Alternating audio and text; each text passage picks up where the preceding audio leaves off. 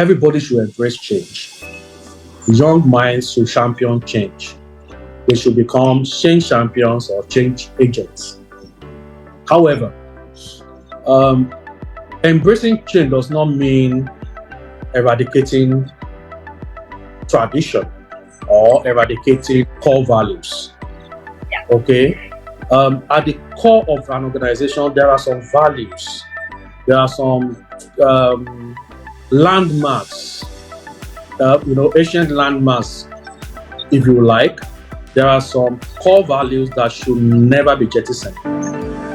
Hello and welcome to another episode of PeopleHum interview series. I am Anoki from the PeopleHum team. We are an award-winning AI-powered human capital management platform recognized globally for crafting exceptional employee experiences and driving the future of work. We're proud to run a thriving blog and video channel that attracts over 400,000 visitors annually. Through our platform, we share insightful conversations with thought leaders across the globe. Today, I'm delighted to introduce our guest, Dr. Peter Akindeju. Dr. Peter is a seasoned outsourcing expert and an HR consultant with over 2 decades of experience. He is the Group Managing Director and CEO of ICS Outsourcing Limited. He holds an MBA from Business School Netherlands and a PhD in Business Administration from Provost University, USA. In addition to his leadership at ICS Outsourcing, Dr. Peter serves on the boards of several organizations including LifeWorth Medicare Limited, Biopath Medical Diagnostics Limited, Business Codes and Technologies Limited, Integrated Corporate Services Limited, and Crystal Checks International Limited. Dr. Peter is an IACP certified outsourcing professional, having completed the COP Masterclass in Canada. He is also a certified management consultant and a certified director by the Financial Reporting Council of Nigeria. Known for his commitment to ethical and sustainable business growth, Dr. Akindeju has made significant contributions to youth empowerment. His efforts have earned him numerous accolades, including the 2022 National Peace Award of Excellence as Youth Empowerment and Equal Opportunity Champion of the Decade, and the 2022 Lead Times Africa Leadership Prize for Accountability, Transparency, and Quality Service Delivery. He has also been recognized by the Association of Outsourcing Professionals of Nigeria for promoting ethical outsourcing. Hello, Dr. Peter, and welcome to PeopleHum's interview series. It's a pleasure to have you here today. Thank you. Thank you, Anoki. It's a great pleasure being here today. And I wish everyone a great year ahead. A very happy new year to you too as well. So, Dr. Peter, your career has spanned several decades and you've held leadership roles across industries. Reflecting on your journey, what would you say were some key decisions or moments that truly shaped your leadership philosophy? And how have the experience influenced your approach to managing people and driving organizational growth? Okay, just like anyone, when you start your career, you are bound to be exposed to transactional processes. Most of us start our career as transaction officers or handling some transactional processes, one transactional process or the other. For some of us, it's back end. For some other people, even if it's a bit of front end, they are still repetitive and transactional. But at some point in your career, you are bound to begin to desire for more. You are bound to have a desire for more strategic things. I think it was at that point in my own life in my own career, that I decided to seek for more knowledge and become intentional about becoming strategic. And at that point, I went for an MBA, and I was so fortunate that my MBA was from a school that was very particular about action learning. And the concept of action learning is that you have an hands-on practical experience solving real life business challenges for your organization. So, and it took about 2 years. It was an executive MBA over a period of about 2 years, or about a decade ago, or more than a decade ago. And from that moment on, I didn't have a choice but to become like a consultant of sorts within my organization. And I think that was an inflection point for me. From then on, everything I do was viewed from a very practical, hands-on perspective. And that has also shaped my leadership philosophy. I see myself as an authentic leader, looking at the practicality of whatever the situation is and trying to offer practical solutions to business issues, human issues, and that has been it. And it's been a great journey so far. Right, I completely agree with you, and thank you for sharing that. It's also very fascinating to see the seemingly small decisions of the moment can have such a profound impact on leadership and team dynamics, right? And it's clear how that experience has influenced both your leadership style and your approach to fostering organization growth. So, as an author of Ethical Decision Making, a guide to ethical dilemmas, you've addressed some of the toughest challenges leaders face in maintaining ethical standards. And in today's fast paced, result driven world, how can leaders maintain these standards while also meeting business pressures? Could you share an example from your own experience where ethical decision making played a key role in the success or failure of the organization? Okay, so in today's globalized business environment, it is given that the pursuit of results, the pursuit of profits, of goals would always conflict with ethical standards at times. But leaders have the onerous responsibility to make sure that they maintain a balance between the pursuit of profits and doing things right. So talking about how leaders can actually maintain a balance, I think the first thing that any leader should want to do is to make sure that he or she promotes a culture of transparency and accountability, within the organization. If you're able to achieve this, it will not only hold you as a leader accountable, it will also help hold everyone under your direction, under your leadership, accountable. So the first thing any leader should seek to do, any leader that wants to be ethical, the first thing you should seek to do is to make sure that you have a culture that promotes transparency. You have a culture that promotes accountability. So you do not only hold the people accountable, you also hold yourself accountable. And then, of course, you should allow ethical considerations underpin everything you do in your decision making, in your processes, in the kind of goals you set for yourself. Let ethical considerations be part and parcel of what you do.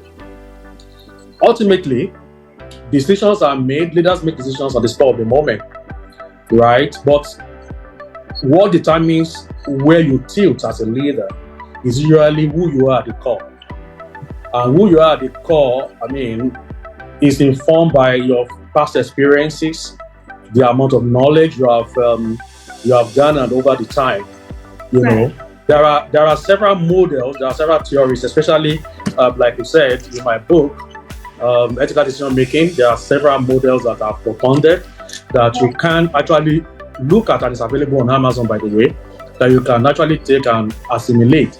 And there are decision making models that can help leaders whenever they want to make a decision. But generally speaking, by basic principles, there are two things I like to push forward. There's the principle of beneficence, right? Which means essentially the imperative of kindness. What we want to do, this decision we're about to make, is it kind to anyone? Is it unkind? Does it benefit anybody? And then the other side of that is non-maleficence. That is the commitment to doing no harm. Doing no harm to the society, doing no harm to any other human being, doing no harm to the environment. These are cardinal principles that one can imbibe and they will go a long way. But beyond that, there are other models, other frameworks and theories that have been propounded in my book, and I encourage anyone to look at those. Now, when you talk about examples, I mean, there are documented examples of situations where ethical decision making actually turned out to be the trump card. I mean, Yeah. the trump that saved the day. I mean, in the past, you have the likes of Johnson and Johnson when they discovered that there was a contamination or a poisonous element. I think it was cyanide or something in Tylenol many years ago. And the moment it was discovered, they made a decision to record the entire batch, which was going to cost them several millions of dollars. But they stood by this record, and that saved the day for them because it engendered trust, consumer trust in their products, in their leadership capabilities, and things like that. On the immediate, it might have looked like they were making losses.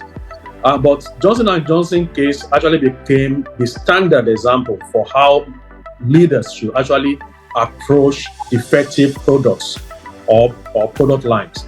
You also have the Microsoft in the early 2000s when Satya Nadella, under his leadership, decided to deliberately, intentionally focus on diversity. And there are documented reports of how that actually helped in their decision making, in gaining various perspectives. And then on the flip side, also, we have other cases where a bad or unethical decision making actually led to the lack of trust, the loss of trust, the loss of reputation for organization, and ultimately also the loss of dollars for organizations. I mean, there is the Volkswagen case. I think it was about 2015, documented when they actually tampered with the emission reports, and they got caught for that, and they were heavily penalized. We also have the Wells Fargo case where their marketers went to town and they were opening accounts that were not funded, that didn't even have anybody behind them. Each time you have an unethical decision, you make an unethical decision, you must know that even if you have an immediate gain, there's going to be a backlash down the tunnel. You also have the Wells Fargo, you have the Volkswagen. Of course, we shouldn't forget the Enron scandal also. That has become a poster boy case for unethical examples, So these are both positive and negative examples of why ethical decision making, ethical considerations are very, very critical to every organization that wants to survive on the long term. Right. I absolutely agree with that, and it's an excellent example, Dr. Peter. Really, it does emphasize on the importance of maintaining ethical integrity even when facing significant pressure.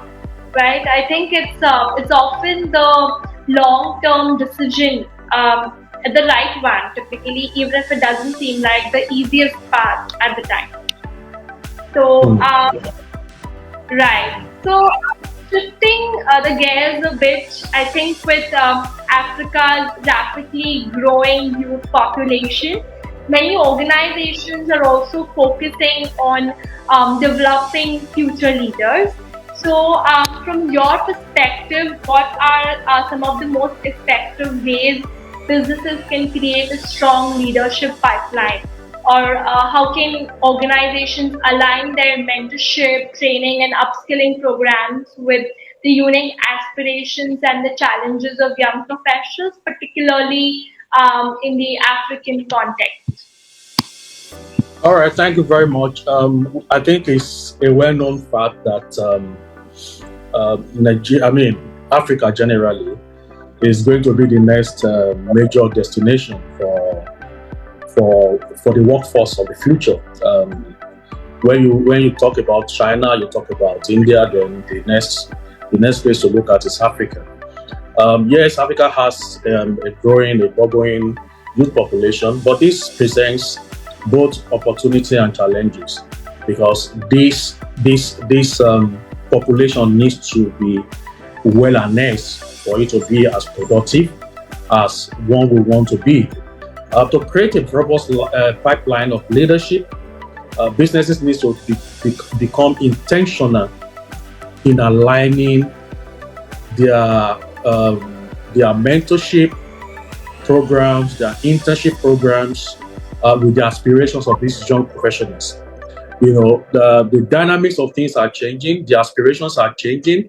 What used to be very critical and pertinent to the older generations are not exactly what are pertinent to these young minds. So organizations we need to begin to, and HR particularly has a critical role in this. As HR professionals, we need to begin to look at how we can align our internship programs, our mentorship programs to be well aligned to the aspirations of Right. these young minds. We need to ensure that our programs align also with evolving market demands. Okay, market demands are changing. The evolution of the industries are making skills requirements change from time to time. So HR professionals need to make sure that as we design mentorship programs, as we design internship programs, that they align with all of these aspirations from the perspective of the youth themselves and then the need of the industry. Then we should also offer these young minds meaningful projects, early in their careers. We should offer them meaningful projects early in their careers so that they feel like stakeholders, they feel involved. If they begin to make decisions earlier on, they'll feel engaged and they'll feel involved in the process of their own career growth. And these are some of the things that we can do to make sure that we are the next leadership of African minds, of youth leadership in Africa. Absolutely. I think mentorship and developmental programs are crucial in preparing young professionals for the leadership roles. And it's very clear that strong and supportive structures can, unlock the immense potential with Africa's younger generation. Mm. So, while we spoke about the HR role per se here, um, we, organizations in Africa face several unique challenges around talent retention and employee engagement. In your view, what do you believe are the top three HR challenges that organizations are currently grappling with? And how can HR leaders adjust their strategies to address these challenges while ensuring sustainable growth? Okay, so there are a myriad of issues that HR professionals face in Africa, particularly in this climb. But I think you just mentioned two of them, really, two of the top ones. Yeah. You've done half. You've given half of the answers. Now, there are three top ones at the top of the mind. Really, you have skills mismatch. That's a major issue. And then, of course, like you said, employee engagement is a challenge, and talent retention is also a challenge. Talent retention. I'll start with talent retention. The labor market is becoming very, very competitive. When you look at remunerations, although I personally think remuneration is a rat race, but it's a major motivation, it's a major pull factor for talents in Africa because of our environment, because of the economic hardship and things like that. Any slight difference in remuneration is enough to be a pull factor for a lot of people. And from the organization's perspective, you can't just continue to perpetually increase salaries. It's like a rat race. There will always be somebody that can pay higher than yourself. So the competitive labor market makes talent retention a challenge. I will provide solutions very soon. But then, apart from that, you also have the employee engagement matter. So it's one thing to have an employee, it's another matter for the employee to be fully engaged and productive. So that also provides some challenge. And then you have the issue of skills mismatch, and this has been around for a while. What the schools are turning out a lot of times does not really match what the industry requires. So there is a need for us to upskill. So what will be the solutions? My advice to HR professionals will be that they focus on career growth for talent retention. Okay, like I said, monetary financial rewards are not the only thing that you can do. You should craft your total emoluments, your total compensation in a way that the employee can see clearly that he or she has opportunity for career growth in your environment. You make sure that your work environment also provides work-life balance or work-life integration, whatever you want to call it. And then you have a positive culture. People want to come to the office or to work for you and have peace of mind.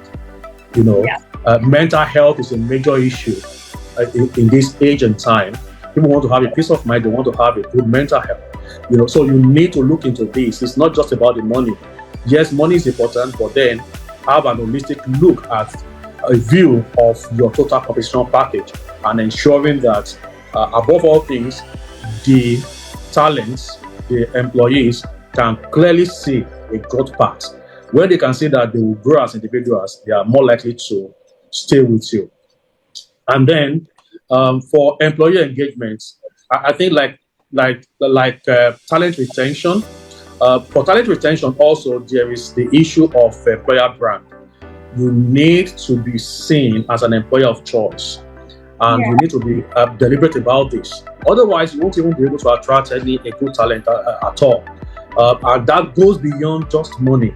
I've seen examples in my career where organizations are offering to pay a very high amount, but because of a toxic environment, people prefer not to go to those organizations. So it's not just about money; it's a total package: culture, career growth, and ultimately making sure that your brand as an employer is strong enough to attract top talent. So for employee engagement specifically, you need to have regular feedback mechanisms that would ensure that the employee knows how exactly he or she is contributing to the value and to the goals of the organization. A feedback mechanism. Then, of course, there should be recognition programs that will foster a sense of belonging and achievement. Every individual wants to be seen. There is this self-actualization need in every human being. You want to be seen. You want to be sure that you're adding value. So there must be a feedback mechanism. Annually is too long. Probably every quarter, where a manager is sitting down with his a line manager is sitting down with a team lead or with his full soldiers, and they are looking at how the employee has been able to contribute or non-contribute, as the case may be.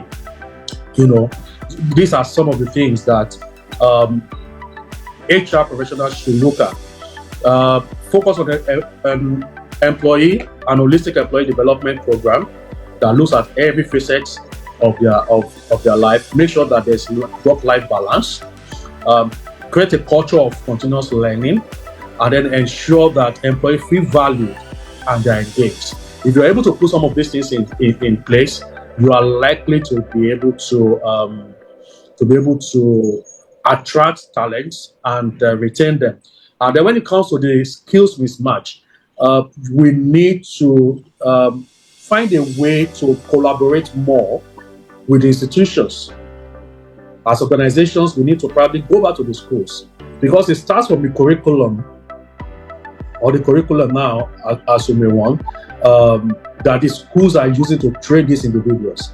Can we go back and begin to bring in some of the skills that we think are required in this age and time, so that gap, that lacuna between the industry and the schools, the institutions, is closed?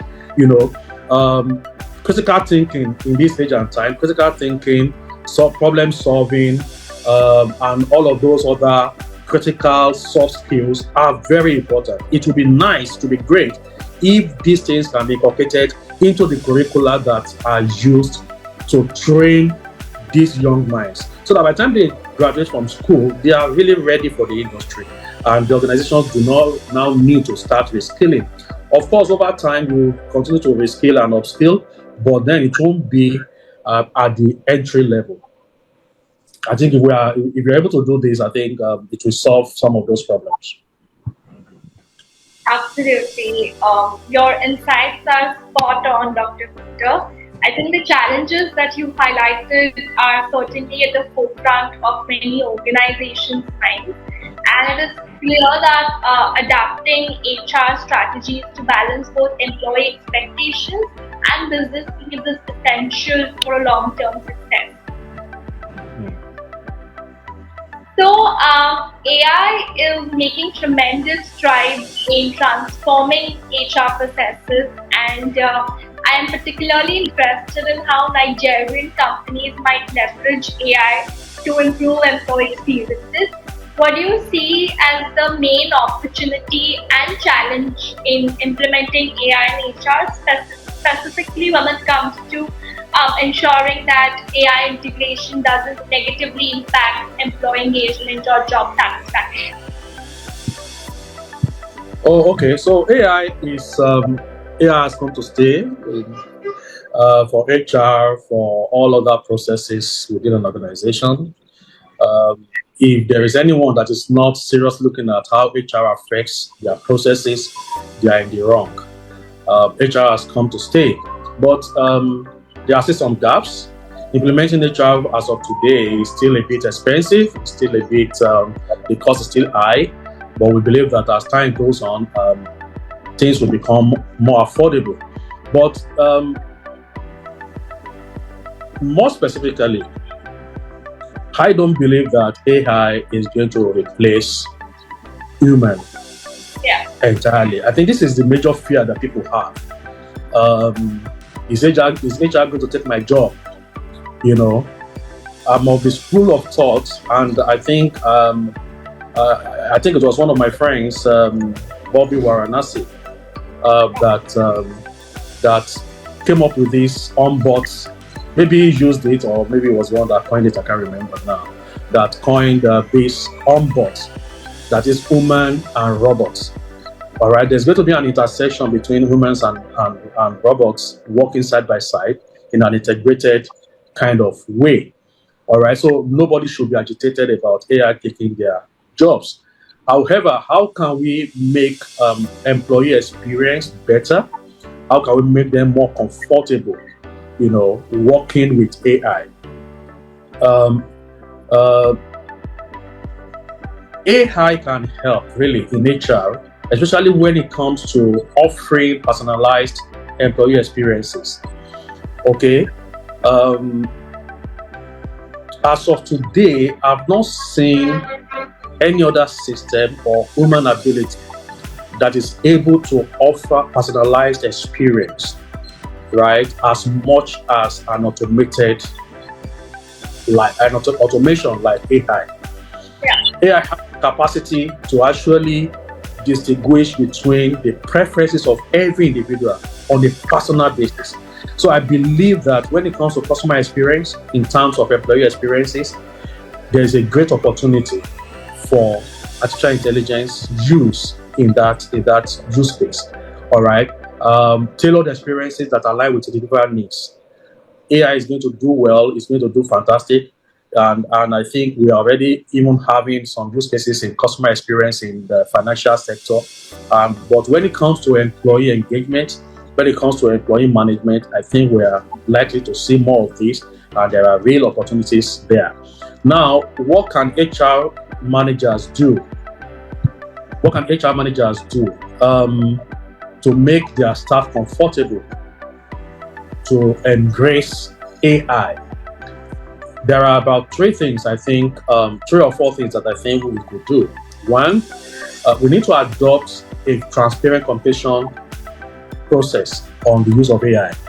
Let your people know exactly what you want AI to do in the organization. Yeah. Right? People become agitated when they don't understand what is going on. So let there be a very open communication. As a matter of fact, involve the people, involve your employees in the design of the process that AI is going to manage. Because a lot of times there needs to be a redesign of the process when you want to onboard a bot or any other AI agent, right? Let your employees be involved in remapping, in designing that process. Let it be in an open environment. Let it be a transparent discussion. Let them know exactly what AI is going to be doing. Then, of course, provide adequate training on the new technologies. Let them feel empowered to know exactly how these things work, and what is going to be their involvement in the process. And then critically, we should ensure that we don't obliterate or eliminate in totality the human involvement, especially when it comes to the performance management, when it comes to supervision or the evaluation of the output of even these robots. It's important that we still make sure that there's a human element to some of these things. Okay, you shouldn't make AI do the process and still validate its own outcome. I mean, there should be an opportunity for the human beings around to supervise that kind of evaluation. All right. So we should also make sure that we continue to give a human touch to some critical functions, critical experiences. Don't totally eliminate, the human element. Correct. So for me, yes, AI, there are a lot of opportunities, use cases for AI, but I think those should be limited to processes, operational processes. But when it comes to making the judgment call, my recommendation would be that AI gives you the necessary inputs required to make that final decision, especially when it comes to a decision that has something to do with that has bearing on human life and human well-being and things like that. Right. Indeed, I think striking the right balance with AI is critical, and as you pointed out, it is also essential that it's implemented thoughtfully to maintain that human connection. So AI should complement and not replace the core elements of employment. Exactly. Right. And finally, Dr. Peter, given your vast experience in leadership and business strategy, what advice would you give to our audience who are striving to balance innovation with tradition? And how can they drive meaningful change within their organization while staying true to their core values and fostering a culture of integrity? Okay, so what I would like to say to that, upfront, I would like to say that everybody should embrace change. Young minds should champion change. They should become change champions or change agents. However, embracing change does not mean eradicating tradition or eradicating core values. Yeah. Okay? At the core of an organization, there are some values. There are some landmarks, ancient landmarks, if you like. There are some core values that should never be jettisoned, that should never be eradicated. So the fact that we want to embrace change does not mean we should do away with those things. Yeah. Those core values. So embrace change, yes, champion change. However, don't obliterate, don't eradicate, don't eliminate the core of the organization. Otherwise, you'll wake up one day and you'll not be able to recognize the organization anymore. All right. So we should lead change, yes, but then we should maintain the core of that organization. So embrace change in a nutshell, embrace change but honor core values. Drive impactful change by adapting traditional values to modern context. All right. Challenge the traditional values, question them, but don't eradicate them, don't eliminate them. Bring on the modern context. How can we do things in a better way, right? Let's do that rather than discarding the old values. And then, of course, create open communication. Create a culture where team members can voice their ideas and their concerns. These young minds are eager. They want their voices recognized. Everybody wants to be heard. Okay? As leaders, we need to create that environment for them. Give them the opportunity to actually voice their ideas. Give them the opportunity to be involved, in experimentation, to be involved in making decisions. Right. Also, let there be some kind of mentorship, so when you form teams, and this is something I do deliberately from time to time, I do cross-functional, cross-generational teams. That way, you are gaining new ideas, and then you are also having somebody say, hey, this is the way we used to do this, and we shouldn't depart too far from it. So make sure that when you form your teams for projects, these teams are both cross-functional and cross-generational. And then so that those leaders, those older hands can serve as mentors, in such cases. And then, of course, let there be a trust, a trust kind of environment where the younger minds can actually trust that the leaders, that the older generation have their best interests at heart. Listen to them, align change with the organizational core values and mission, and then listen to these people, to the young minds, and then gain their trust. Work in an environment of trust, of openness. There is nothing. Every organization deserves innovators. Every organization deserves inputs from the new generation. But then, as leaders, we need to learn to be able to blend both the old and the new generations together in a work environment. And I think we do this successfully, would make changes and without jettisoning or eradicating the traditions that have brought us to where we are. Absolutely, that's an insightful point, Dr. Peter. I think striking the right balance between innovation and tradition is indeed crucial. And as you said, it's about driving change while remaining anchored in an organization's core values. Absolutely. Right. So, Dr. Peter, thank you so much for sharing your thoughts and expertise with us today. This has been such an enlightening conversation, and it's clear that the workplace is evolving in so many ways, and discussions like these help us navigate these changes meaningfully. So, once again, thank you for being a part of this interview series, and it's been an absolute pleasure having you here today. It's my pleasure too. Thank you very much for having me. Thank you so much, and I hope you have a great year ahead. Thank you. I wish you the best for the new financial year. Take care.